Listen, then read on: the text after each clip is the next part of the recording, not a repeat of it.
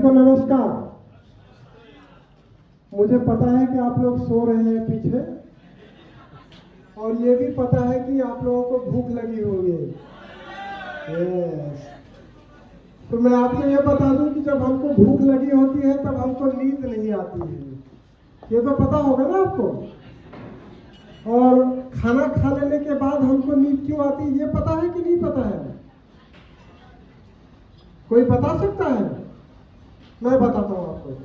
खाना खाने के बाद हमको नींद इसलिए आती है क्योंकि हमारा जो ब्लड सप्लाई है वो ब्रेन को कम होकर के हमारे पेट को चला जाता है।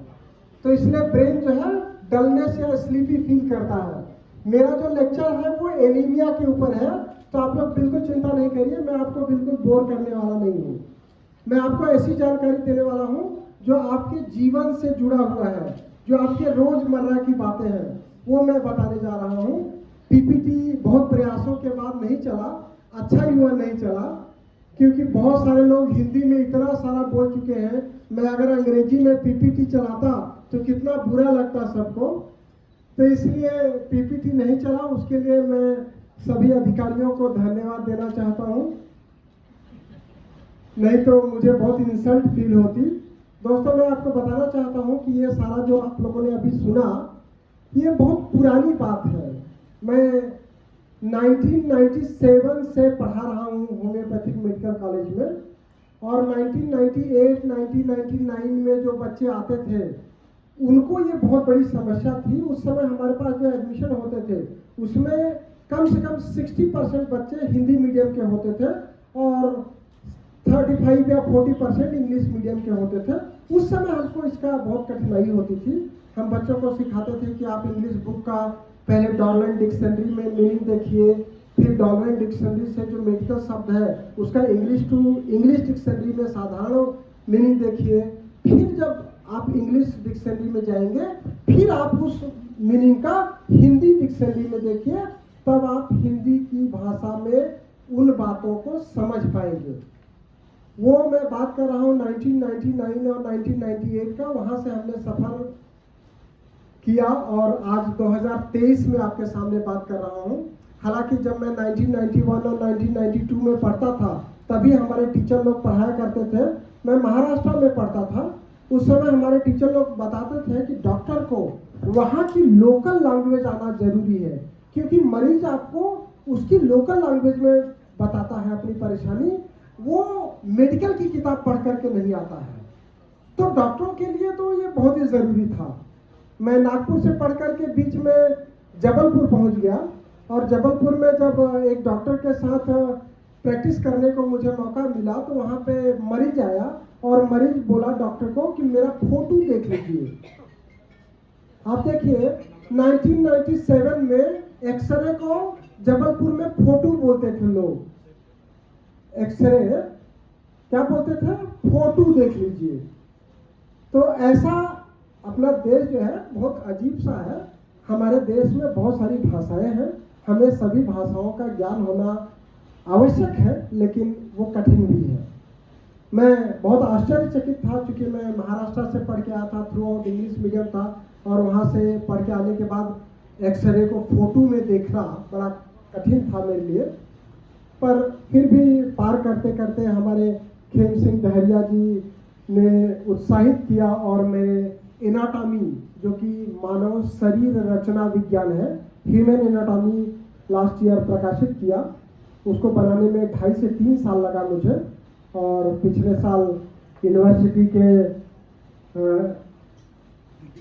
दीक्षांत समारोह में 25 दिसंबर को माननीय राज्यपाल जी ने उसको विमोचन किया।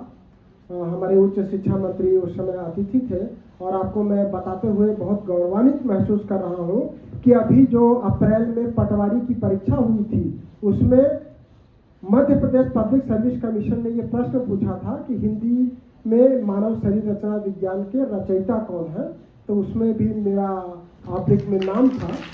तो उसका श्रेय भी हिंदी विश्वविद्यालय को जाता है। निश्चित रूप से अटल बिहारी वाजपेयी हिंदी विश्वविद्यालय उसके लिए धन्यवाद का पात्र है। और अभी अशोक कड़ेल साहब बैठे थे जिन्होंने उसको प्रकाशित किया था, मध्य प्रदेश हिंदी ग्रंथ अकेडमी, मैं उनको भी धन्यवाद देना चाहता हूँ।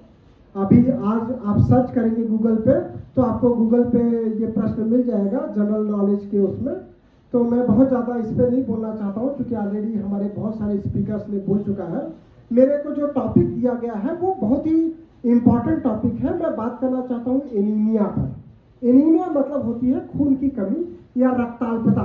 बच्चों को बहुत कॉमन से भाषा में मालूम है एनीमिया, पर एनीमिया होता क्या है मुझे लगता है ये नहीं पता होगा। एनीमिया क्या होता है? ऑक्सीजन की कमी एट द टिश्यू लेवल।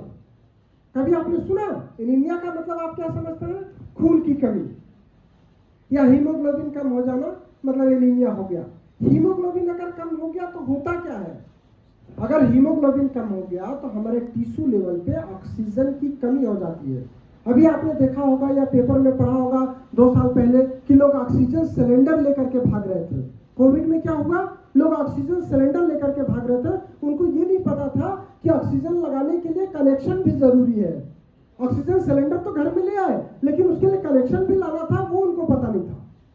तो वो ऑक्सीजन सिलेंडर आपको ऑक्सीजन नहीं देगा। ऑक्सीजन कैसे मिलेगा आपको? आपको खुद लेना पड़ेगा। वो आपको हमारे वातावरण से लेना पड़ेगा, आपके नाक से ही जाएगा, आपके लंग्स में जाएगा और लंग्स से वो ब्लड में जाएगा, फिर ब्लड से आपके टिश्यू लेवल पे जाएगा, तब आपको एनीमिया की परेशानी नहीं होगी। हीमोग्लोबिन नॉर्मल कितना होना चाहिए?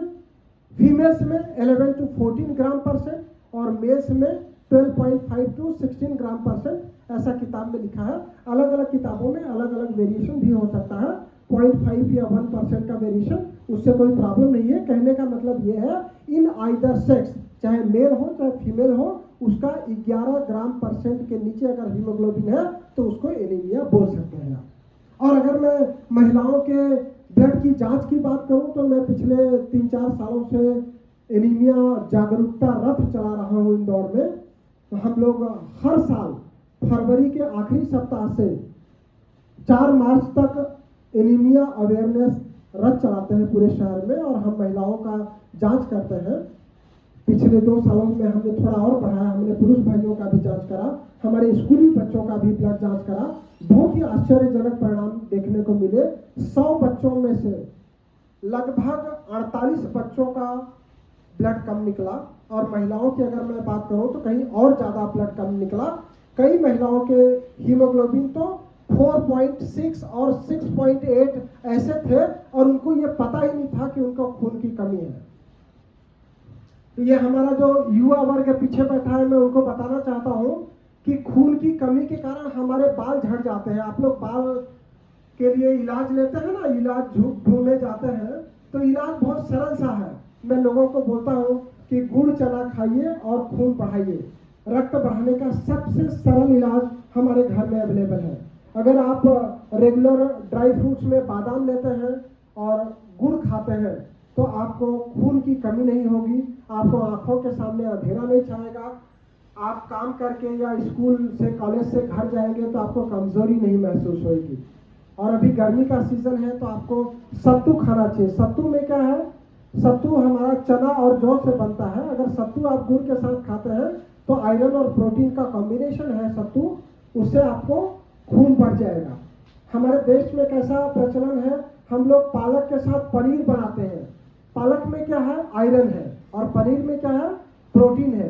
तो हमारे बुजुर्गों को ये पता था कि पालक पनीर की सब्जी खाने से क्या होगा? हमको एनीमिया नहीं होगा।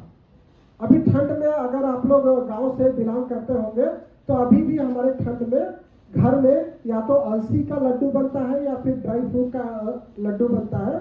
और जिनके यहाँ लड्डू नहीं बनता होगा वो लोग गजक जानते होंगे, मुरैना का गजक या ग्वालियर का गजक, या आजकल तो हर शहर में गजक अवेलेबल है। तो गजक में क्या है दोस्तों?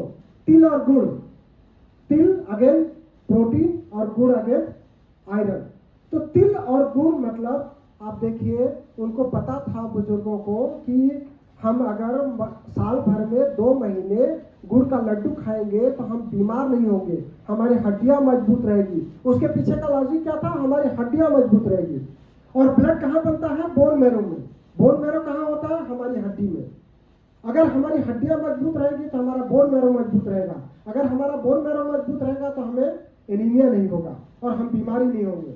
और आज का हमारा युवा वर्ग क्या सोचता है कि कि टैबलेट में या इंजेक्शन में या सिरप में हमको सारा कुछ मिल जाए, ऐसा संभव नहीं है।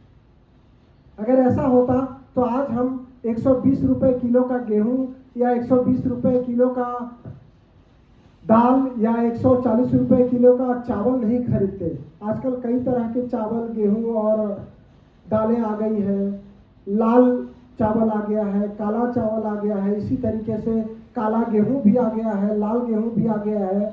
कुछ लोग जैविक खेती की बात कर रहे हैं। मैं उतना डीप में नहीं जाना चाहता हूं। मेरा टॉपिक जो है बहुत सरल है, एनीमिया। एनीमिया मतलब खून की कमी। खून की कमी हमें नहीं होने देना है। इससे हम साधारण एनीमिया को जीत सकते हैं या साधारण एनीमिया होने से बच सकते हैं। मुझे और हमारे वीसी साहब ने जो टॉपिक दिया है वो थोड़ा सा इससे कठिन है, that is the sickle cell anaemia. अब सिकल सेल एनीमिया क्या होता है? सिकल सेल एनीमिया बहुत ही कठिन बीमारी है। अभी मैं यहाँ प्रोग्राम में आने से पहले माननीय राज्यपाल जी के साथ बैठा था, लगभग 25 मिनट वो मुझे समझा रहे थे सिकल सेल एनीमिया के बारे में। काफ़ी प्रयासरत है राज्यपाल साहब, और वो यूनिवर्सिटीज़ को उन्होंने गांव गोद लेने के लिए बोला हुआ है। हमारे कुलपति महोदय ने अभी 5-7 गाँव के नाम गिनाए भी हैं। सिकल सेल एनीमिया में क्या होता है, हमारा जो आरबीसी है, पीपीटी नहीं चला नहीं तो मैं आपको बताता, आरबीसी राउंड या सर्कुलर होती है या फिर डम्बेल शेप होती है। जो डम्बेल हम लोग करते हैं एक्सरसाइज या योग में, तो वो आरबीसी का नॉर्मल शेप होता है। अगर वो आरबीसी का शेप सिकल मतलब हंसिया होता है या हाफ मून आधा चंद्रकार हो जाती है, तो उसको सिकल सेल की बीमारी मान लिया जाता है। अब सिकल सेल एनीमिया और नॉर्मल एनीमिया और नॉर्मल व्यक्ति में क्या फर्क है? हीमोग्लोबिन जो है वो जब हमारे नॉर्मल व्यक्ति में सर्कुलेट होता है तो उसको हम एडल्ट हीमोग्लोबिन बोलते हैं, HbA, और लिखा जाता है वो केवल हीमोग्लोबिन, दैट इज HB। वही हीमोग्लोबिन जब सिकल सेल हो जाता है तो उसको HbS का नाम दे दिया गया है, that is the sickle haemoglobin. उसमें क्या होता है, उसमें जो आरबीसी है, चूंकि उसका शेप चेंज हो जाता है तो उसकी फ्लेक्सिबिलिटी कम हो जाती है, और फ्लेक्सिबिलिटी कम हो जाने के कारण क्या होता है, हमारे टिश्यू लेवल पे ऑक्सीजन की कमी होने लगती है। तो उसको क्या होता है, उसको कमजोरी होएगी, शरीर में दर्द होगा, बार बार बुखार आ जाएगा, इम्यूनिटी कमजोर हो जाएगी और जल्दी जल्दी ब्लड लेना पड़ता है। कई बार तो उसको एक डेज डिसाइड हो जाता है कि हर 21 दिन में या हर 28 दिन में उसको ब्लड चढ़ाना पड़ेगा, नहीं तो वो अपना दैनिक जीवन नॉर्मल तरीके से नहीं जी पाएगा। आप सोचिए कितनी कठिन बीमारी है।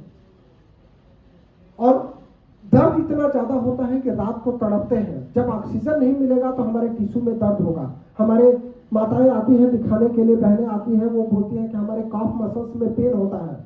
आजकल हमारे यहाँ प्लेटफॉर्म सिस्टम हो गया है, खाना खड़े होकर के बनेगा, बर्तन खड़े होकर के धोएंगे, कपड़े खड़े होकर के धोएंगे, वॉशिंग मशीन है, और खाना कहाँ खाएंगे, डाइनिंग टेबल पर, तो पैर हमारा खड़ा ही रहेगा। कहने का मतलब है दिन भर हम हमारे पैर को खड़े रखते हैं, चाहे हम ऑफिस वर्क करेंगे तो भी हमारा पैर खड़ा है। तो उसके लिए मैं लोगों को समझाता हूँ कि आप लोग सेतु बंध आसन करें। अगर पूरा सेतु बंध आसन कर सकते हैं तो बहुत अच्छी बात है, नहीं तो इस तरीके से अर्ध सेतु बंध आसन कर सकते हैं। केवल पैर को 90 डिग्री के एंगल पे अगर आप उठा के रखते हैं थोड़ी देर, तो आपका जो वेनस सर्कुलेशन है जो ब्लॉक हो रहा है बार बार पैर को नीचे रखने से, वो बढ़ जाता है और आपका दर्द कम हो सकता है। तो इस तरीके से जब ऑक्सीजन आपके टिश्यू लेवल पे नहीं पहुंचेगा तो आपको दर्द होगा। और सिकल सेल एनीमिया में क्या होता है, ऑक्सीजन हमारे टिश्यू लेवल पे नहीं पहुंचता है। कहने का मतलब है कि ऑक्सीजन की कमी होती चली जाती है। अब ये बीमारी के रोकथाम की बात की जाती है। रोकथाम कैसे होगा? रोकथाम का बहुत सरल उपाय है। जैसे हम कुंडली मिलाते हैं वैसे ही हम शादी करने के पहले मेल और फीमेल दोनों का सिकल सेल का जांच कराएं। अगर किसी शादी होने वाले से आप बोल देंगे कि आपको ब्लड जांच कराना है एड्स के लिए, तो वो शादी तोड़ देगा। हमारे देश में ये भी एक बड़ी समस्या है। अगर किसी को बोलेंगे कि हम आपका सिकल सेल का जांच कराना चाहते हैं तो आपके यहाँ शादी नहीं करेगा। अगर आप बोलेंगे कि हम थैलासीमिया का जांच कराना चाहते हैं तो आपके यहाँ शादी नहीं करेगा। उसके लिए हमने इंदौर सांसद को बोला है कि आप संसद में ये बात करिए और वहाँ से नियम पालन करने के लिए बाध्य करिए सरकारों को। लेकिन केवल सरकारी प्रयासों से, केवल नियम बनाने से ये संभव नहीं है। मेरे पास क्योंकि मैं इंदौर में प्रैक्टिस करता हूँ और मेरे पास झाबुआ और धार से काफ़ी सारे पेशेंट आते हैं, बुरहानपुर से। अभी पिछले 6 महीने में 2 पेशेंट ऐसे आए, एक पेशेंट को 2 बच्चे हो गए, दूसरी बच्ची को जब परेशानी हुई और वो बच्ची को पीडियाट्रिशियन को दिखाने गए, तब उस बच्ची का जांच हुआ तो पता चला कि बच्ची को सिकल सेल एनीमिया है। फिर पेरेंट्स का जांच हुआ तो दोनों ही पेरेंट्स को सिकल सेल माइनर पॉजिटिव था। आप देखिए, उनकी शादी हो गई, दोनों हस्बैंड वाइफ को सिकल सेल था, उनको पता नहीं था। पता कब चला? पहली बच्ची को नहीं पता चला, दूसरी बच्ची को जब परेशानी हुई, जब उसका जांच हुआ, तब उसको पता चला कि इसको सिकल सेल एनीमिया है। तब सिकल सेल के लिए उनके पेरेंट्स की जांच की गई, तब पता चला कि मदर फादर को भी सिकल सेल था। आप देखिए, एक पीढ़ी बढ़ गई आगे।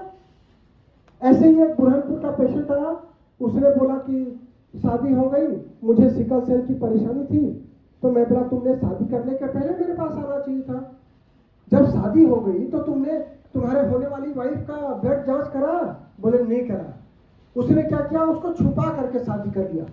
छुपा करके शादी करने से आपकी तो शादी हो गई, लेकिन अगली पीढ़ी का क्या होगा, उसके बारे में कौन सोचेगा? तो ये बहुत बड़ी गंभीर समस्या है, जिसके लिए न केवल हमारे राज्यपाल चिंतित हैं, हमारे कुलपति जी भी चिंतित हैं। कुलपति जी के प्रयासों को मैं पिछले 2-2.5 सालों से लगातार देख रहा हूँ, वो रेगुलर फोन पे भी चर्चा करते रहते हैं। दोस्तों, मैं आपको ये बताना चाहता हूँ कि देश के प्रधानमंत्री जी सिकल सेल एनीमिया को लेकर के काफ़ी चिंतित हैं। राष्ट्रपति जी अभी 10 जनवरी को इंदौर आई थी, तो उन्होंने सिकल सेल एनीमिया पे मैं जो प्रयास कर रहा हूँ उसको जानने के लिए मुझे बुलाया था। उसके लिए मैं देश के राष्ट्रपति जी का शुक्रगुजार हूँ। और देश की वित्त मंत्री निर्मला सीतारमण जी भी 10 जनवरी को इंदौर आई थी, तो उनको मैंने निवेदन किया था कि जब तक एनीमिया और सिकल सेल एनीमिया के लिए बजट में प्रावधान नहीं होगा, तब तक हम देश की जनता को हेल्प नहीं कर पाएंगे। तो इस साल के बजट में प्रावधान भी हो गया। उसके लिए मैं देश की इस सरकार को बहुत सारा धन्यवाद देना चाहता हूँ, जो हमारी जनता से जुड़े मुद्दों को भी बजट में लेके जाती है। नहीं तो बजट अभी तक क्या देखा जाता था कि स्लैब कितना ऊपर हो गया, स्लैब कितना नीचे हो गया। नेक्स्ट जो टाइप है दैट इज थैलासीमिया। थैलासीमिया में क्या होता है, हमारे शरीर में जो एडल्ट हीमोग्लोबिन है उसकी जगह फीटल हीमोग्लोबिन सर्कुलेट होता है। जब बच्चा माँ की पेट में होता है, उसको ऑक्सीजन बाइंडिंग कैपेसिटी ज्यादा चाहिए, उसके लिए ऊपर वाले ने उसको उसके गर्भावस्था के दौरान फीटल हीमोग्लोबिन दिया हुआ है, क्योंकि उसको डायरेक्ट एयर से ऑक्सीजन नहीं लेना होता है, मदर के ब्लड से ऑक्सीजन लेना होता है। इसलिए उसके ब्लड में जो हीमोग्लोबिन सर्कुलेट होता है दैट इज फीटल हीमोग्लोबिन। जब बच्चा पैदा होता है, पैदा होने से 4 महीने के अंदर उसका जो फीटल हीमोग्लोबिन है वो एडल्ट हीमोग्लोबिन में चेंज हो जाना चाहिए, नहीं तो उसको थैलासीमिया नामक बीमारी हो जाती है, अगर उसके शरीर में फीटल हीमोग्लोबिन सर्कुलेट होने लगता है। आप देखिए ये कितनी गंभीर बीमारी है, ये हेरिडिटी में है। अगेन वही प्रॉब्लम, अगर दोनों पेरेंट्स का जांच कर लिया गया होता पहले, शादी के पहले दोनों पार्टनर का जांच हो जाता, तो थैलासीमिया जैसी अगली पीढ़ी में जाने वाली बीमारी से हम रोक सकते थे, लेकिन नहीं हुआ करके उसके बच्चे में आ जाता है। थैलासीमिया मेजर और थैलासीमिया माइनर आज भी मेडिकल साइंस के लिए चैलेंज बना हुआ है। कई सारे बच्चे जिनके पेरेंट्स को ये पता चल जाता है 4 महीने की उम्र में कि आपके बच्चे को थैलासीमिया है और वो 18 साल में या 20 साल में मर जाएगा, इस दुनिया में नहीं रहेगा। आप सोचिए दोस्तों, बच्चा तो बहुत बाद में मरता है, वो पेरेंट्स कितनी बार मरता होगा। उस पेरेंट्स को हर 28 दिन में ब्लड लगवाने जाना पड़ता है। 28 दिन में ब्लड कहाँ से आएगा, इतना इतना पैसा कहाँ से आएगा। और उन बीमारियों को हम रोक सकते हैं। अगर हम पोलियो को रोक सकते हैं तो हम थैलासीमिया और सिकल सेल एनीमिया को क्यों नहीं रोक सकते। अगर हम इतना जल्दी कोरोना का टीका ला सकते हैं, कोरोना पे विजय पा सकते हैं, तो हम सिकल सेल एनीमिया और थैलासीमिया पे भी विजय प्राप्त कर सकते हैं। उसके लिए केवल हमको अवेयर करना है। आज जितने लोग बैठे हैं, अगर मेरी बात वो 10 लोगों तक भी पहुंचाएंगे, 4 लोगों तक भी पहुंचाएंगे, तो भी मैं समझूंगा कि आज की इस आयोजन का बहुत ही बड़ा पुण्य मिलेगा लोगों को। नेक्स्ट जो टाइप है दैट इज हीमोरेजिक एनीमिया। यहाँ पे काफी सारी महिलाएं भी बैठी हैं और लड़कियां भी बैठी हैं, गर्ल्स। मैं बताना चाहता हूँ कि मेरे पास जो महिलाएं आती हैं उनके मेंस्ट्रुअल पीरियड में जो ब्लीडिंग होती है उसका जो ड्यूरेशन है वो 3 से 5 दिन होना चाहिए, लेकिन महिलाएं आती हैं तो कितना होती है, वो बताती है कि उनको 3 महीने से लगातार ब्लीडिंग हो रही है या 5 महीने से लगातार ब्लीडिंग हो रही है। अगर 3 महीने 5 महीने से आपको ब्लीडिंग होगा तो इतना शरीर में ब्लड बनेगा कैसे?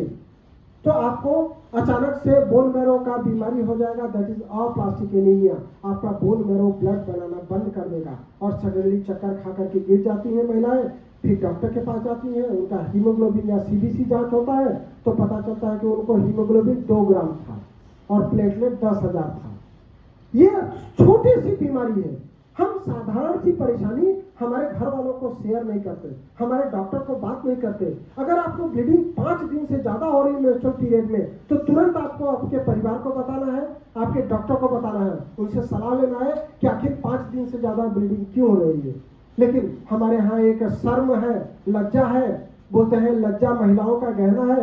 ऐसा कैसा गहना कि हम अपने परिवार में बात नहीं कर सकते, हम डॉक्टर से बात नहीं कर सकते, उसके कारण इतनी गंभीर बीमारी हो जाती है। काफ़ी सारी महिलाएं आती हैं, पूरे देश से मेरे पास अप्लास्टिक एनीमिया के पेशेंट आते हैं, देश के बाहर से भी कुछ पेशेंट आते हैं और उनका हीमोग्लोबिन 2 ग्राम परसेंट, 3 ग्राम परसेंट या 4 ग्राम परसेंट होता है। ये देखिए केवल नेग्लिजेंस है। इसी तरीके से हीमोरेजिक एनीमिया होता है, बच्चों को नक्सीर आती है। अभी गर्मी का सीजन है, आप देखते होंगे आपके परिवार में छोटे बच्चे होते हैं तो उनको नाक से ब्लड आने लगता है। बच्चों के डॉक्टर बोलते हैं कि थोड़े दिन में खुद ही ठीक हो जाएगा, वो खुद ही नहीं ठीक होता है, वो एक नई बीमारी का जन्म ले लेता है, दैट इज अप्लास्टिक एनीमिया। धीरे धीरे उसको ब्लड जाते रहता है और उससे क्या हो जाता है कि उसका बोन मैरो काम करना बंद कर देता है, तो वो बेचारा परेशान हो जाता है। इसी तरीके की हमारे बुजुर्गों में समस्या है, ब्लीडिंग पाइल्स, उनको ब्लड जाता रहेगा रोज लैट्रिन में, उनको पता ही नहीं रहेगा ब्लीडिंग हो रही है, वो देसी इलाज करते रहेंगे, ब्लीडिंग पाइल्स ठीक नहीं होती है करके वो छोड़ देते हैं और उसके कारण उनका हीमोग्लोबिन ड्रॉप आउट हो जाता है या कभी कभी बोन मैरो काम करना बंद कर देता है, अप्लास्टिक एनीमिया। इसी तरीके से कई सारे लोग सुबह टीथ ब्रश करते हैं, ब्रश करते समय रोज उनको गम्स ब्लीडिंग होता है, गम्स ब्लीडिंग को इग्नोर करते हैं, उससे हमारा ब्लड लॉस होता है रोज और वो हीमोरेजिक एनीमिया की ओर जाता है या अप्लास्टिक एनीमिया की ओर जाता है। तो ऐसी छोटी छोटी चीजें जिसको हम केवल ध्यान रख करके डॉक्टर से डिस्कस करके बड़ी बीमारी होने से बचा सकते हैं। इसी तरह से दूसरी जो टाइप है that is iron deficiency anaemia. Iron का मैंने आपको बहुत इजी एग्जांपल बताया, गुड़ रोज आपको थोड़ा सा खाना है या पालक खाना है या अनार खाना है, एप्पल खाना है, बहुत सारे चीकू खाना है। हर सीजन में जो चीजें आती हैं वो आप ले सकते हैं। लेकिन हमारे यहाँ एक डॉक्टर थी सर, हिंदी मीडियम और इंग्लिश मीडियम की मैं बात बताता हूँ। एक नई डॉक्टर ने ज्वाइन किया, वो मेडिकल ऑफिसर, वो क्लिनिक में गई, ओपीडी कॉलेज की ओपीडी में बैठी और कॉलेज की ओपीडी में कुछ मुस्लिम महिलाएं आई, वैसा बुर्का लटका करके वो उसको बोला कि आयरन खाया करिए, आपको खून की कमी है, तो डॉक्टर ने बोला आयरन खाया करिए। फिर 2 हफ्ते बाद वो मेडिकल ऑफिसर छुट्टी पर थी और मेरी ड्यूटी थी। मैं गया, वो पेशेंट आई, वापस वो बुरके में ही थी, तो उसने मुझे बोला कि सर वो आपसे पहले जो डॉक्टर साहिबा थी ना, उन्होंने मुझे बोला था कि आप आयरन खाया करिए, लेकिन सर आयरन तो कहीं मिला ही नहीं दुकान में। मैं वहाँ किराना के दुकान पे गई, उसको बोला कि मुझे 1 किलो आयरन दे दीजिए, तो मेरे यहाँ बोले मेरे यहाँ तो आयरन है ही नहीं है। आप देखिए किसकी बात कर रहा हूँ मैं, हिंदुस्तान की बात कर रहा हूँ। उसका आयरन का बटखरा बैठा और तौलने वाला भी आयरन का ही रहा होगा और उसके यहाँ आयरन नहीं है। तो हमें ऐसा नहीं लोगों को समझाना है, लोगों को ये बताना है कि किन चीजों से आयरन बढ़ेगा। अगर हम डायरेक्ट आयरन खाएंगे, लोहा खाएंगे, तो हमारे शरीर में पचेगा नहीं, डाइजेस्ट नहीं होगा, एब्जॉर्ब नहीं होगा, तो अगेन आपको आयरन डेफिशिएंसी एनीमिया होगी। केवल खाने से समस्या दूर नहीं हो रही है। हम लोग तो बहुत अच्छा वाला बादाम खरीदते हैं, बहुत अच्छा वाला काजू खरीदते हैं, बहुत अच्छा वाला किशमिश और मुनक्का खरीदते हैं, लेकिन फिर भी एनीमिया रहता है। तो केवल खाने से समस्या सॉल्व नहीं हो रही है, उसका डाइजेशन इंपॉर्टेंट है, उसका एब्जॉर्प्शन इंपॉर्टेंट है, तब आप एनीमिया जैसी बीमारी से बच सकेंगे। लोग सोचते हैं कि एनीमिया बहुत छोटी बीमारी है, उस पर बात करने से कुछ नहीं होगा या उसके लिए कुछ करने की जरूरत नहीं है। अगर आप एनीमिक रहेंगे तो आप बार बार बीमार हो जाएंगे, आपका बाल झड़ना कभी नहीं रुकेगा, आपको आंख का मोटा चश्मा जो लग रहा है उसके पीछे भी एनीमिया है। आप देखिए बहुत सारी बीमारियों का कारण ही एनीमिया है। तो अगर हम एनीमिया से बच्चों को बचा सकेंगे तो उनका कंसंट्रेशन अच्छा रहेगा, उनका याददाश्त अच्छा रहेगा। पहले हमारे बुजुर्ग लोग बताते थे कि शीर्षासन करिए। शीर्षासन करने का क्या बेनिफिट था? हमारे ब्रेन को ब्लड की सप्लाई बढ़ जाती थी। ब्रेन को ब्लड की सप्लाई बढ़ेगी तो क्या होगा? उसको ऑक्सीजन ज़्यादा मिलेगा, कंसंट्रेशन बेहतर रहेगा, आपका बालों की समस्या खत्म हो जाएगी, आपको नींद की प्रॉब्लम नहीं आएगी। तो इस तरीके से एनीमिया के डिफरेंट टाइप्स मैंने बता दिया। लक्षण बहुत सरल है। अगर आपको रोज का काम करते हुए शाम को थकान लगती है, कमजोरी लगता है, बुखार जैसा है, तो आप एनीमिया से पीड़ित हैं। अगर आप इंदौर से भोपाल तक या भोपाल से इंदौर तक ट्रेवल करके आए और शाम को बुखार लगने लगा या क्रोसिन खा लिया, तो आपको एनीमिया है। आप खून का जांच कराइए, बहुत सिंपल सा जांच है, CBC कंप्लीट ब्लड काउंट। उसमें आपके सामने पैरामीटर आ जाएगा। आप जल्दी जल्दी टैबलेट खाने की आदत मत डालिए। अगर आपको जरा सा दर्द हुआ, आपने टैबलेट खा लिया, जरा सा बुखार आया, टैबलेट खा लिया, वो टैबलेट आपके बोन मैरो को डिस्ट्रॉय करेगा और अप्लास्टिक एनीमिया जैसी गंभीर बीमारी से पीड़ित हो सकते हैं।